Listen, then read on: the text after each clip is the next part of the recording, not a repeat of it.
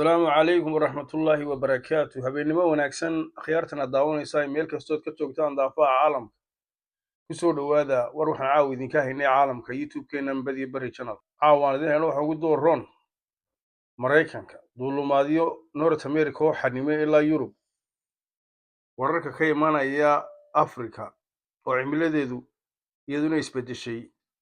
iyo warar kale 350 qof oo carar ku jiraan iyaguna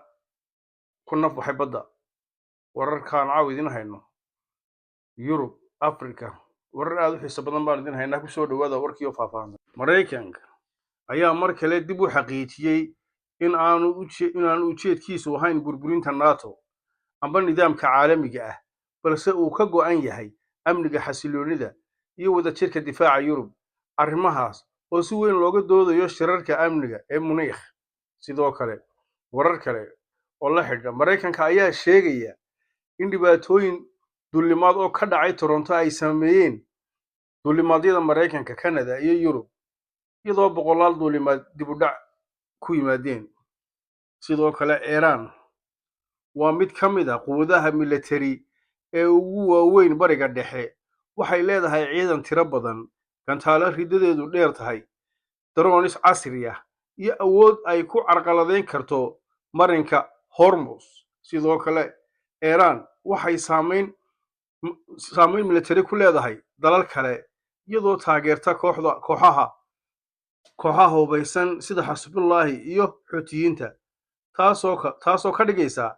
dal saameyn weyn ku leh amniga gobolka iyo caalamka wararkaan idin haynay Yurub duulista Yurub ayaa wajahaysa dhibaatooyin ballaaran oo ka dhashay cilado farsamo iyo cimilo daran kuwaas oo sababay dib u dhacyo badan kana saameeyay rakaabka Yurub iyo Afrika labadaba shirka amniga ee Yurub ayaa si gaar ah diiradda loogu saarayaa doorka Mareykanka iyo mustaqbalka dhinaca midowga Yurub sidoo kale wararka caawaan idin haynaa Afrika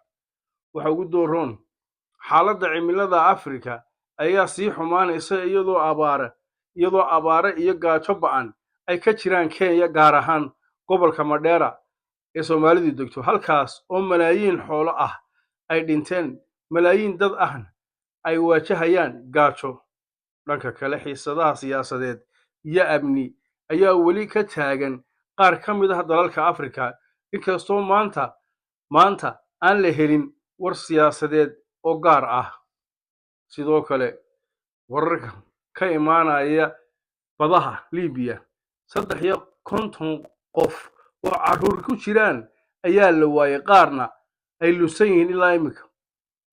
qaarna ay dhinteen kadib markii doon ay saarnaayeen muhaajiriin ay ku qalibantay badda Mediterranean-ka xeebaha dalka Liibiya laba haween ah oo kaliya ayaa laga badbaadiyay hay'adda qaramada midoobay ayaa sheegtay in raadintu weli socoto iyagoo ka digay khatarta sii kordhaysa ee tahriibayaasha badda dhanka kale wararka ka imaanaya Soomaaliya dawladda Soomaaliya ayaa waxay heshiis la gashay 35 dawladood ayay heshiis military la gashay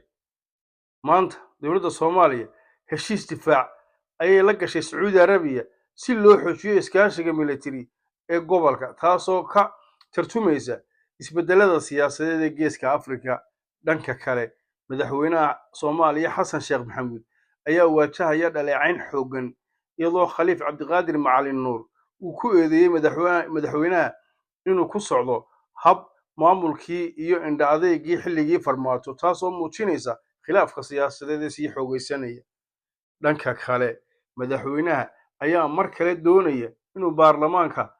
baarlamaanka ka furo isbedel dastuurka inkastoo oo kulamadii hore ay ku dhamaadeen buuq mucaaradka waxay ku eedeeyeen in wax ka bedelku u sahlayo inuu mar saddexaad xilka u tartamo iyagoo ugu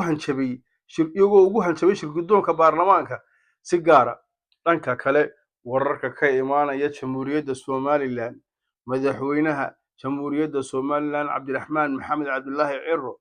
muddadii sanadka ahayd ee uu xilka hayay waxa uu ka qayb galay shirar caalami ah iyo wareysiyo warbaahin shisheeye isaga oo adeegsaday istiraatiijiyad hadal oo gaar ah madaxweyne Ciro waxa uu iska ilaaliyey inuu ka hadlo baahida iyo dhibaatooyinka nololeed ama u gargaar dalbado inuu ka hadlo isbeddel caalami ah inkastoo ay abaaro ka jiraan dalka. Inkastoo Somaliland laga bilaabay 1991 isagoo xoogga saaray taariikhda ka horreysa 1960kii, sidoo kale hadalladiisa waxa uu ku saleeyay fursadaha maalgashiga, kheyraadka dabiiciga ah, dekedaha, iyo doorka istiraatiijiyadeed ee Somaliland. Madaxweyne ku-xigeenka Somaliland ahna kusimaha madaxweynaha Maxamed Cali Aw Cabdi ayaa qaabilay madax sare hay'adaha qaramada midoobay isaga oo kala hadlay xaaladda abaaraha kuna baaqay gargaar degdeg ah. Hay'adaha UN-ta ayaa ballan qaaday inay sii wadi doonaan taageerada inkastoo ay jiraan caqabado dhaqaale oo caalami ah. Falanqeeye siyaasadeed Michael Rubin ayaa ku baaqay in Giriiggu xafiis diblomaasiyadeed ka furo Hargeysa, Somaliland, isla markaana uu aqoonsado Somaliland sababo la xiriira danihiisa istiraatiijiyadeed ee badda cas iyo Bab el-Mandeb. Warbaahinta Taiwan News 24/7 ayaa qortay in Somaliland kadib xiriirkii ay la samaysay Israa'iil ay kireysatay shirkad ololeyn lobbying oo xiriir la leh maamulka Trump si ay uga shaqeyso helitaanka aqoonsiga Mareykanka. War waxaan caawa idiin hayno waa naga intaa. Tan iyo intaan dib u kulmayno, habeennimo wanaagsan meel kastoo aad ka joogtaan daafaha caalamka. oo ku mahadsantihiin daawashadiina iyo comment-ka. Subscribe, share, like. Please subscribe to saara baalka. Fogeeya. Waa idin salaamayna habeen wanaagsan. Bye.